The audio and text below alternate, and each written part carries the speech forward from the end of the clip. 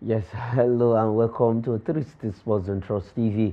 It's a happy new year. I am Emmanuel Fashimi. Welcome you to the show, the first show on our program for the brand new 2025, the year full of sporting activities and Nigeria indeed. We are looking forward to see all of our sportsmen and women, boys and girls doing well in their respective outings for the year 2025. It was an awesome 2024, and we believe it's going to be better and better in the year 2025 for Nigerian sports, for football lovers, basketball, athletics, and what have you, even arm wrestling, cricket, also on, and a lot of sporting activities that is going to be coming up this year, and we will starting. We'll look at all of these on the show this morning, and that is going to be one of our focus. What is our expectation for the year 2025 when it concerns sports? On that note, let's begin from this particular story where the sports stakeholders are praising the federal government for the 78 billion naira 2025 sports budget. We know that during the 2025 budget presented by President Bola Ahmed Tinubu, he actually looked inward very well, and he gave a very good chunk amount of part of that budget to sports, and definitely it's going to be a heady year for sports in Nigeria. 78 billion naira, which has been accorded to the sports sector for 2025. So it's a good one that we are having this kind of budget. It's what we've been expecting. Sports is business, and sports is also a unifying factor, and definitely sports can it's also a way of creating jobs opportunity for the young ones out there, and for the president deeming it fit to give sports sector this amount of budget for the year 2025, I think is a laudable one, and that is why the sports stakeholders in the country are saying yes, well done job, President Ahmed Bola Tinubu, and it's a good one, it's a way forward. I don't know if Abba Michael is ready to join us. Abba Michael Idoko is ready to join us on the show this morning, so that we look at these Yeah, I'm and ready. other stories on the show. Okay, all right. Michael, welcome to 360 Sports on Trust TV. Happy New Year to you, and it's a brand new year, the first show of the year, and we are looking at this story where the sports stakeholders in the country are giving thumbs up to the president, 78 billion naira for sports in 2025. Yeah, happy new year to everyone. It's a privilege to see yet another year. So many couldn't get to 2025, but here we are. And a good one for, I hope now that the president, they are giving the president thumbs up, all the sports stakeholders. I hope the president at the end of the year will also give them thumbs up for a job well done. From 33 billion, you have seen almost a 300% rise. I just pray that our problem has been mismanagement all along. Even the 31 billion that used to be the case, how have they managed it in the past? It's always about sharing formula, sharing formula. We hope that the story will change. As long as we don't hold the stakeholders responsible, I'm afraid we may not see any change. But let us just believe that now that the money has been increased, we are hoping that the stakeholders will do the needful. I heard the words of Babs Ogunade of basketball, who lauded the president's efforts. We heard from Ibrahim Gusau, the NFF, who said he doesn't know how the monies will be disbursed. And we heard from Omo Agege, the boxing acting president, who said that the president has done well. Now that he has done well, we hope that our athletes will not start complaining that they didn't give them welfare. We hope that when United States of America are giving $50,000 to athletes for their performance, our own will not be $5,000.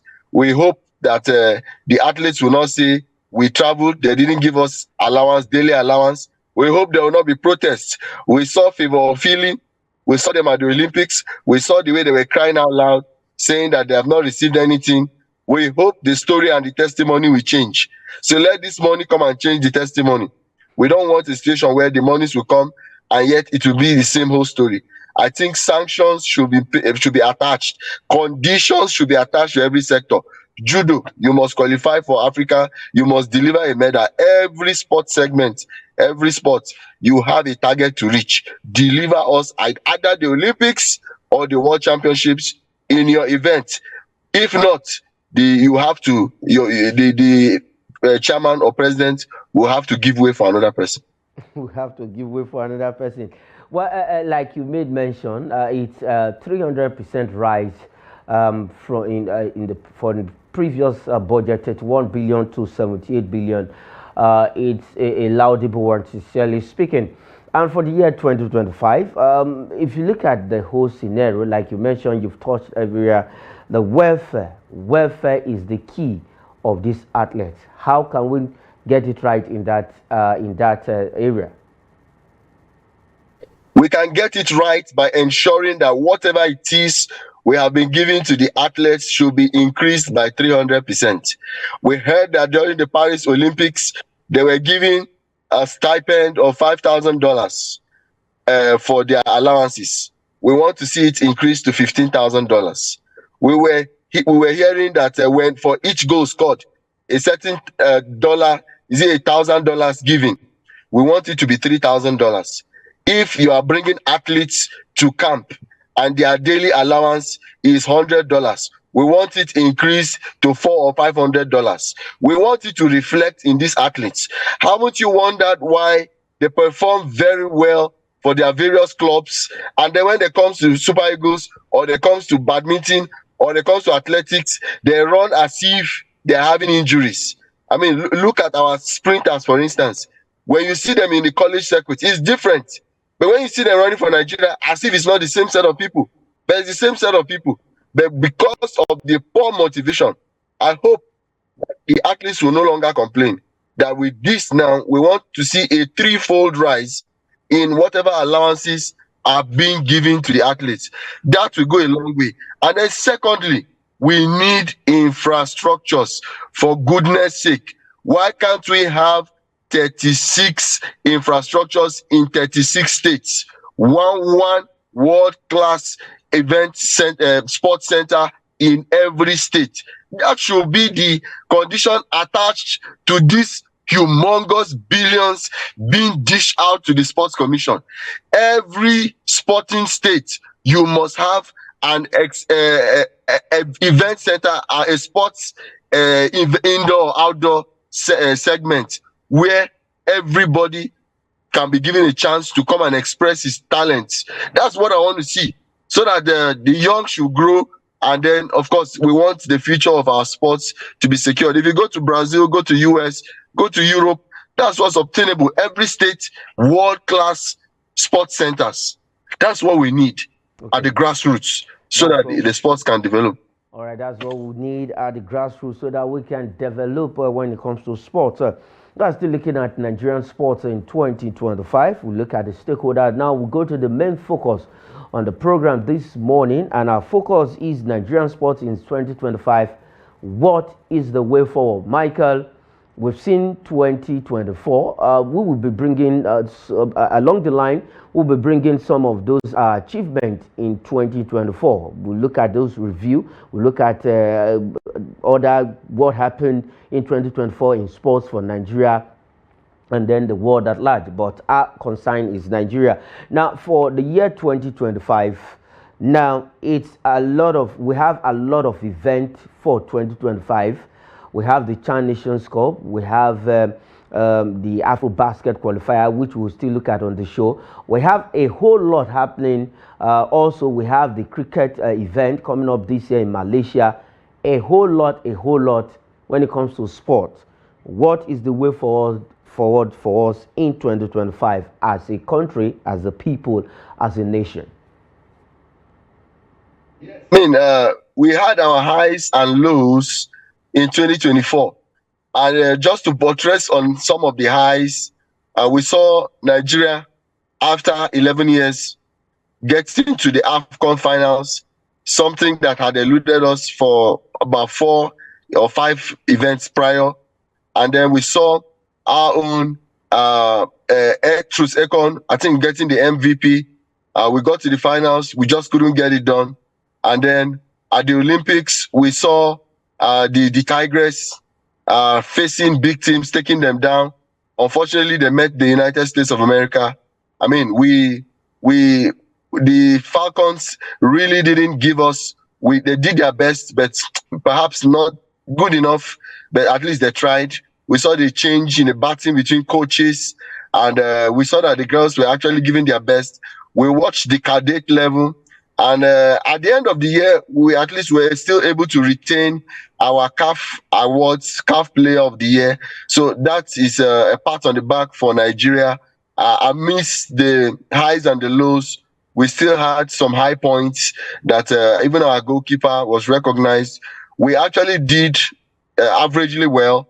We are hoping that in 2025 it will be better. Now we have seen our weaknesses in 2024. We saw where the athletes complained. On 2025, we need to focus on activities that will help these athletes. We need to focus on what will motivate our athletes. I think that should be the primary focus. And then if we want to get it right, all the sports segments need to be given a target that for us to achieve in 2025. The Chan is here before us.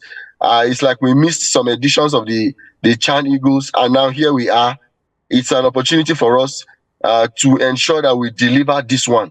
If we can get to the AFCON finals, I see no reason why we shouldn't even get to the Chan finals. So I expect our psychologists to make sure that they put the athletes in the right state of mind as they face the events that are unfolding in 2025. I believe that 2025 should be a better year for us.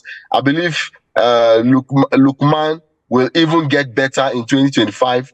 And I believe Nigerian athletes will be better cared for. Their welfare will be taken care of in 2025. We are looking forward to seeing us achieving even more in 2025. Okay, now, Michael, we're still looking at 2025 for Nigerian sport. You made mention of our highs and some of a little part of the lows we had in 2025. In badminton, we have one Bolaji from Kwara State who did so well at the Paralympics. We had actually had our own becoming the first badminton player from the continent of Africa to win a medal in that sport. Now, for 2025, which of the sports from your own end do you think every sport is important? Football has gained a lot of attention. Now, from your own perspective, how should the sport go? Which area do you want us to, maybe in 2025, let's channel our energy to these particular sports, not one, not two, not three, four. We have fencing also in the country right now, gaining momentum, mostly in Lagos. So which of the sports do you think, okay, we can really channel our energy for in 2025? Yes, I was happy when I saw that Nigeria was hosting a fencing competition. I was so elated. I was so glad because some of these sports, you will be surprised that when you get to Olympics, the sports you expect medals, you will not even get any medal. You will even get to semi-finals.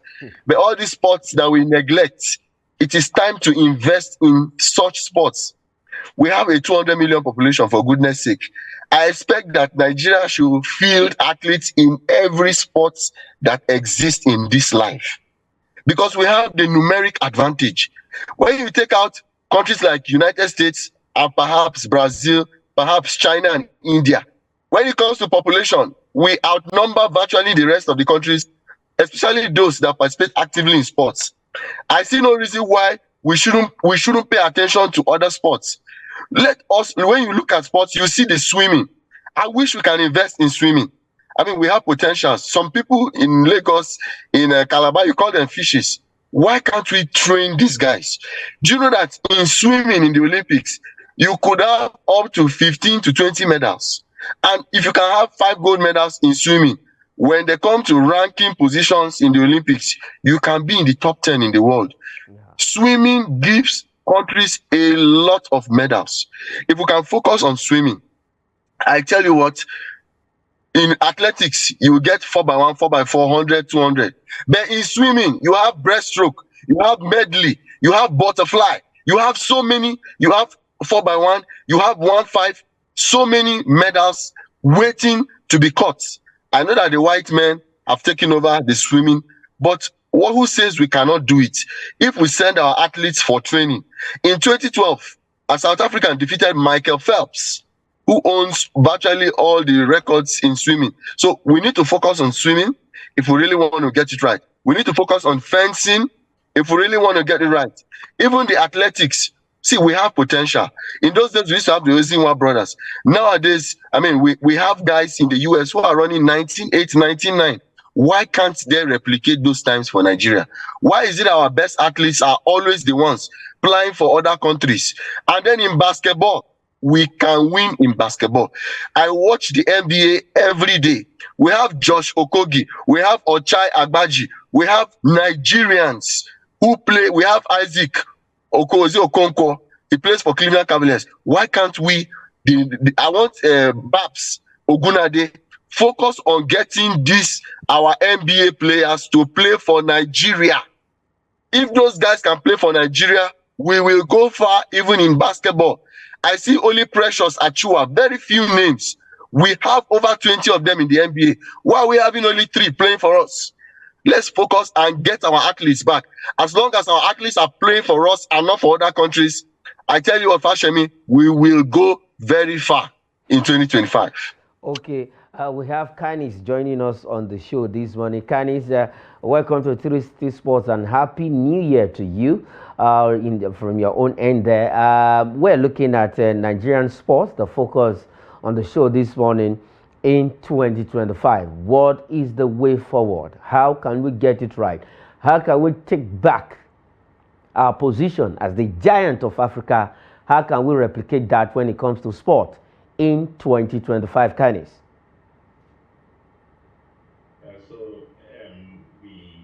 Be very excited as a nation that we have the most important human resource, which is the population, the number of people there, and the administrators and the government.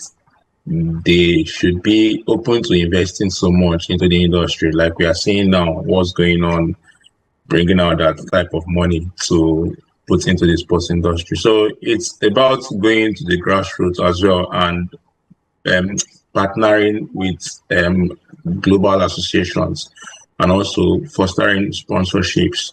You know, like the Nigerian League now, we've seen how we've not been there for a very long time. I mean, in terms of how forward that we've grown, like back in the days, we used to be one of the best leagues in Africa. I'm not sure we can say that now, even though we've got the talents. We have the last time we saw the NFF talking, speaking. The chairman of NFF speaking. We heard things like bringing in the VAR. We still have the data missing in the league. For example, when you just want to go to live scores, who score, flash dot mobile to see the data in the league. For example, when you're watching Rangers and Enyimba, you won't be able to see how many tackles have been made, how many distance have been covered by this player, you know. And I think maybe it's us not being able to engage the data providers like Opta, those people that provide data for other countries, because it's something that you also have to invest in.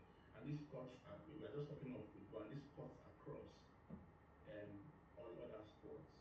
So the right investment are necessary, and bringing in the sports administrators who are passionate about the game, so that when we bring in these funds, they don't just go. We don't just start looking for that money again. You know, people channel those resources into where they're supposed to channel it. So I think the sports administrators who are passionate, not just because someone wants to be a sports administrator. The person has to be passionate. The person has to be willing to do the job, because there are people who are willing to do this kind of job even though don't pay them, because it's what they love to do. So we get them on board and also channel the budgets they've brought us for sports into the right places. Okay, and you have to channel. Michael, you heard Canis saying the budget has to be channeled to the right places. What is meant for, and for the year 2025, Michael, it's we have a lot of sporting event. For okay, we have the Chan Nations Cup. That is the Nations Cup made for the home base players. We will still look at that on the show, but now we just only have February to that. We only have this month, January, to that tournament. It kicks off in February. Three countries will be hosting: Kenya, Uganda, and Tanzania. Yeah, I mean, it's for the local league, and it's an opportunity for the limelights and the flashlights and the floodlights to be illuminated upon our league. I see it as an opportunity for the players in our league to make themselves available even for scouts. It's an opportunity for us to take back the glory. We call ourselves the giants of Africa. I know in the 20 years ago, Eyimba were dominating everything in the African continent. And like I said in one of the previous editions we've had, why can't we understudy what Eyimba did in those days? Why can't we understudy how Eyimba approached the league in the early 2000s? I think that will help us in putting these Chan Eagles to success as they prepare for the Super Eagles B tournament in February. We need to go back a memory lane and understudy how we were able to manage to stay atop of the African continent. Now, this one is purely for the players in the domestic league. What was it we did right when we got it right? I think we need to readopt that approach to see how we can deliver this trophy. It has eluded us, I mean, for quite some time, and our league, like Kani said, has not been what it used to be. I know in those days we had virtually the best league in Africa, even though it's not as if it was the best league, but perhaps the best team in Africa, the People's Elephant, the 9-time winners. They got it right, and I think we need to readopt, perhaps get some tips from how they approached it within those days. I know that football evolves, and maybe what was obtainable then may not be obtainable now, but we need to just look inwards, see how we can get the best out of these athletes. And then we saw what they did to Ghana. Just 7 minutes of concentration, they were able to deliver the goods. Imagine what happens when they're able to concentrate for 30 minutes. So we've gotten it right. Now that we've got to the tournament, our players, we have two solid coaches, perhaps the best coaches in the league. They should be provided all that they need. And I hope they'll even allow them to camp these athletes, because it's when you camp these athletes that you will get the best of them. They need to camp them, let them concentrate, especially now that the tournament is very close, so that we can get them in the right state of mind to deliver this trophy for us. Okay, to deliver this trophy for us, let's quickly look at some of those moments in Nigerian sport for 2025. We'll just bring you some of them, some of our highlights of the moments of Nigerian sports in 2025. The good time we know that Ademola Lookman in 2025 winning the African Footballer of the Year, taking that crown from Victor Osimhen. The last time Nigeria did that was in 1996 when we have Victor Bikbeba and Kanu Nwankwo winning it back to back. And now also the Super Falcons of Nigeria women team becoming the best African women's team on the continent. And we have our Chiamaka Nnadozie. Canis, it was a whole lot despite how it went in 2024. Canis, we still had some of those beautiful moments, and we can look at those beautiful moments, at least improve on that, and use that as an encouragement for the year 2025. I don't know if you're thinking in that direction, just the way I'm looking at it for the year 2025 when it comes to Nigerian sport. It's still that thread of hope. about a country that has potential.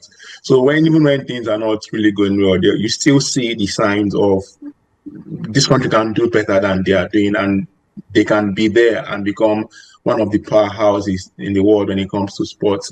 So we can leverage on that. It's a sign of hope. It's a sign of what Nigeria can do. Having won all those awards, and even in the last Nations Cup, having gotten to the the the first runner of the silver medal. So it's something that we can look at and say, okay, we can actually do this. Where can we develop? In what areas can we grow? So Michael was saying something about looking back at what made us successful. Like we had the Enyimba at that time, they won the CAF Champions League. I think they did that back to back. Yeah. So um, we of course have to look at that team and that regime and what made them successful. But at the same time, that's what we are saying about sports administrators who are passionate about the game. Enyimba at that time had Audrey Okalu, who really loved sports and who was investing into the team and wanted them to go far, was cheering them up, was always present. We saw how that Enyimba had Enyama, I think they had one area, they had some couple of guys again who were even coming to the Super Eagles and actually were playing in the Super Eagles. So these things are not rocket science. They are just progress, how to grow, and not just even looking at what the teams have been doing before, because some things had not gone mainstream at that time. For example, these days we have performance analysts in football. How many performance analysts are in Nigeria, for example, in football clubs that are in Nigeria? So, for example, there was no VAR at that time. VR, now there are VR. So a lot of things were not present that time and hadn't gone mainstream that time. So now we have to welcome those things. We have to start looking at those things. So what they've done in the 2024 is a huge sign of hope and calls everybody's attention to what Nigeria is capable of doing when we are at when we maximize what we have, when we are at that optimal potential. Bring maybe one or two, three flashes of a beautiful moment in 2024 when it comes to Nigerian sports. It was actually a good year when it comes to sports for Nigeria, despite all, but we were able to hold our own in some of those areas. Let's quickly just have, and we will be right back to continue with other stories on the show.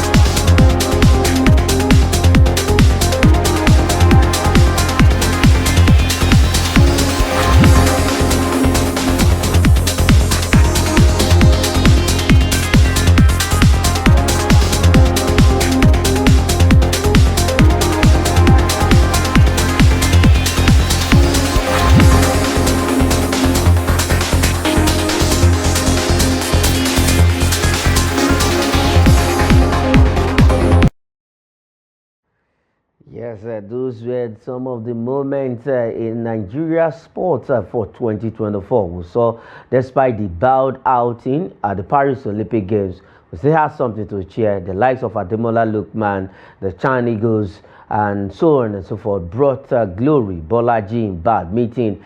They brought that smiles back to the faces of Nigeria. And even the D Tigress doing so well at that same Paris Olympic Games, despite all that went down in Paris. Canis, we actually seen in 2024, we've seen what, and like you said, Canis, these are templates for us to dwell in 2025. All right, moving ahead on the show this morning, let's go to you saw the last beautiful moment for Nigeria in 2024. That was the Chan Eagles, and that is where we are looking at now. Canis, I will start with you. Well, the coach, that is Daniel Ogumodede, who is the standing coach for Austin Guevon. We have two of them, Ogumodede and Fidelis Elechiko. They are saying yes. Ogumodede opens door for more NPFL stars.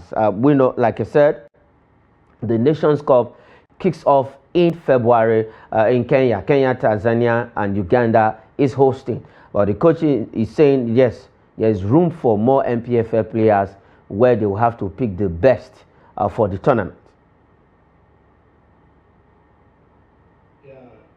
We love to call Ogunmodede and Ilechukwu the best coaches in the league, or at least we recognize them as very good coaches in the league. So I strongly believe that they are aware of their environment, their immediate environment, and that is the NPFL, what's happening in the league. So they can always look around and see the talents there. It's a handful. It's just to look within and pick these guys that they can trust and are willing to fight for them and play for them. They have a huge influence on the league, considering what they've been doing. Remo Stars have been there for a couple of years now. Rangers won the league last year. They are in strong contention of the league as well this year. So I believe the two coaches and the recent call-ups to the Super Eagles helping Iguavon out there. So I strongly believe that they are they've got their onions properly and they know how to organize the sports.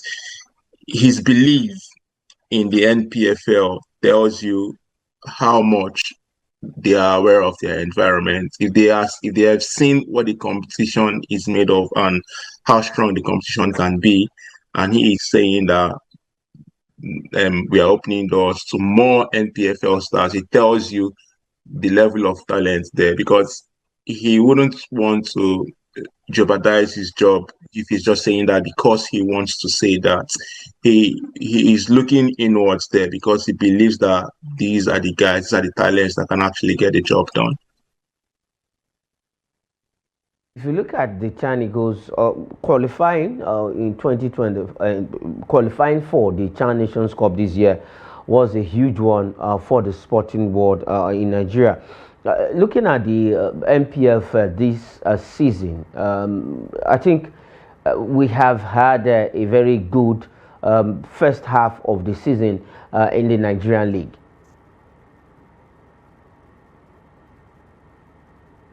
Okay. Yes, definitely. We have had a very good first half of the season. And when you look at the table, you see the teams that are dominating. I mean, Remo, you have Rivers, I mean, you have Rangers, and then of course 3SC.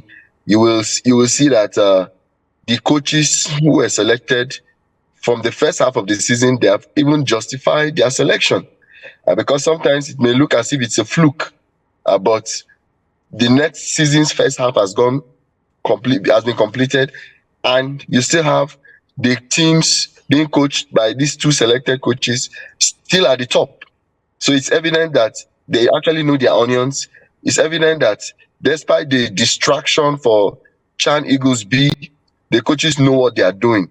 And I love the fact that, I mean, they are opening it up for more potentials, which shows a team and a coaching staff that has focus, because they still believe that there are players who can better the lots of these teams.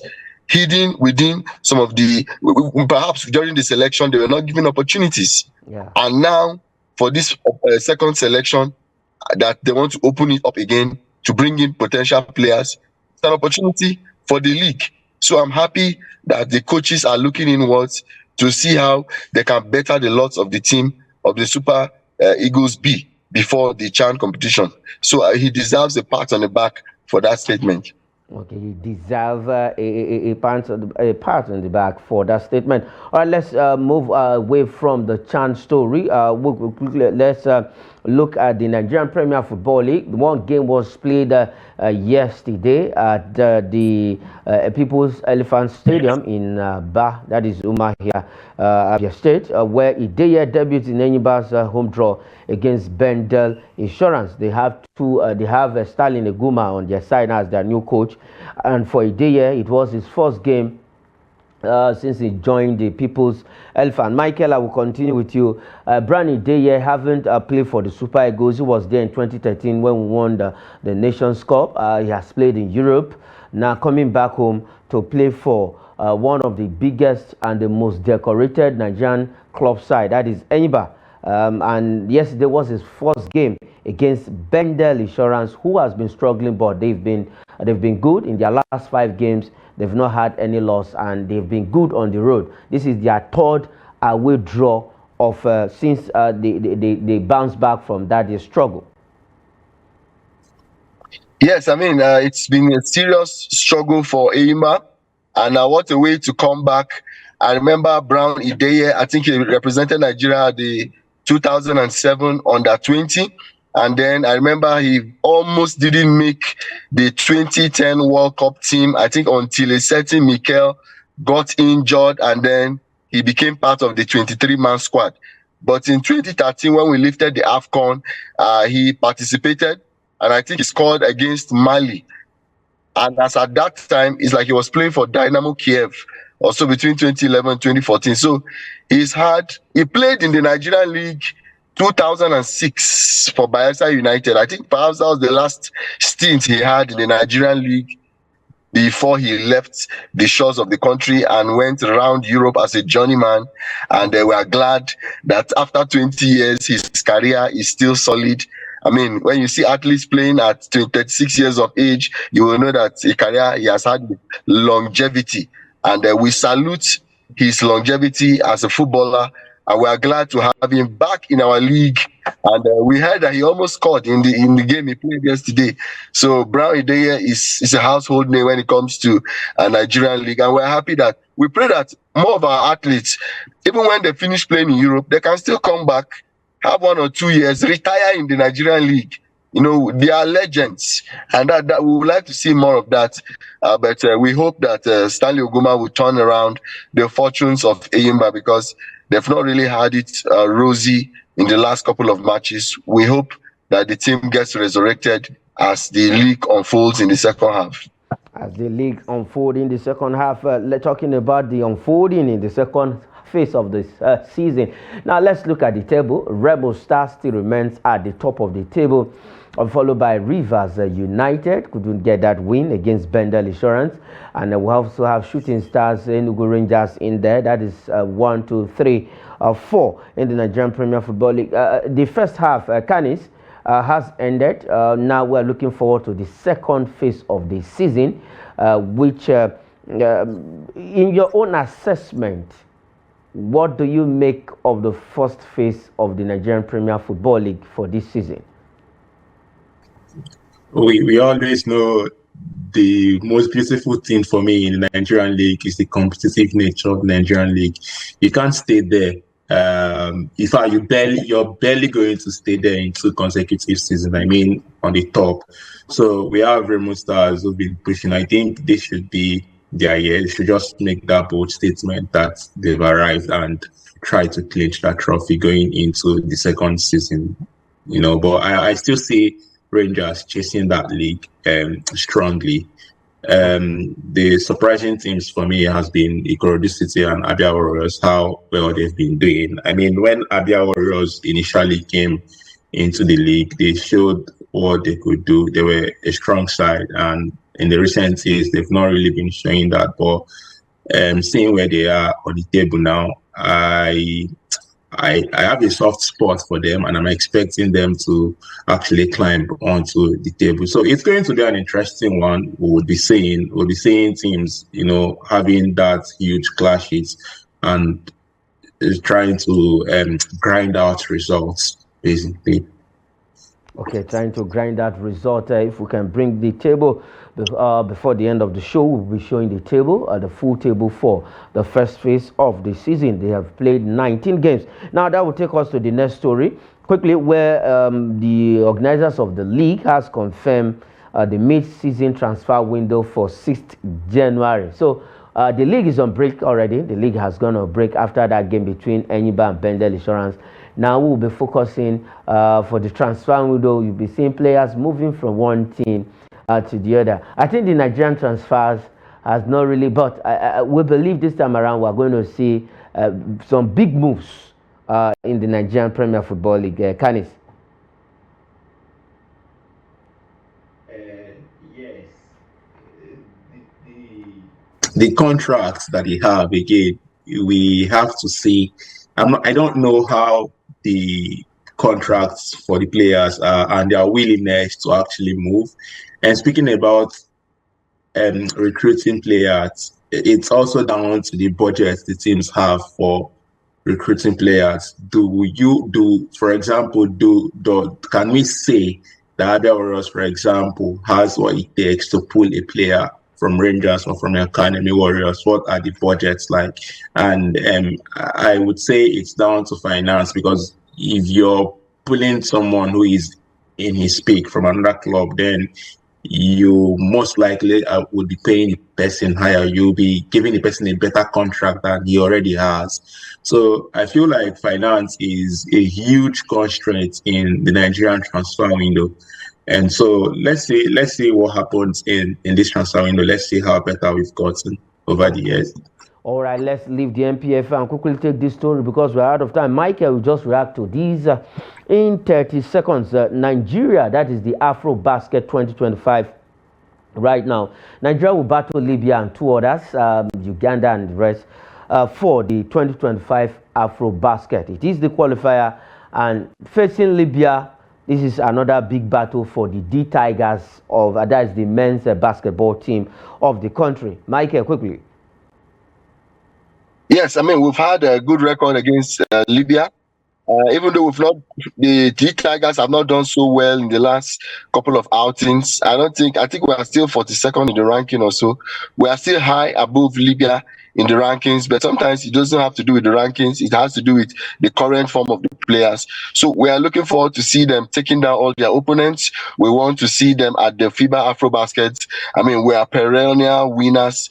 We are the giants when it comes to basketball in the African continent, and we need to continue to do so in 2025. Like I said earlier, get some of our players, our best players in the NBA League, in the G League, let them come and represent us. Since our league is not so fully resurrected, we have players abroad who can be invited. Let them extend the flashlight to Europe and get our best players in America and Europe so that they can give us a better outing as we prepare to take down these opponents. I believe we will qualify for it. Okay, believe we will qualify for it. I also believe, sharing that belief that we will qualify. All right, this is what we believe in it on the show this morning. 360 Sports. Thanks to you guys, Canis and Michael. It's a brand new 2025, and we believe that Nigerian sports will get to that enviable height for the brand new year.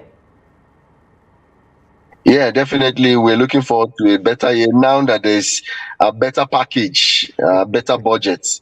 I believe 2025 will be great for us. Happy New Year, everybody. Okay, thank you. Yeah, Happy New Year, everybody. Thank you for coming. All right, thank you, Canis and Michael. That is it on the program 360 Sports.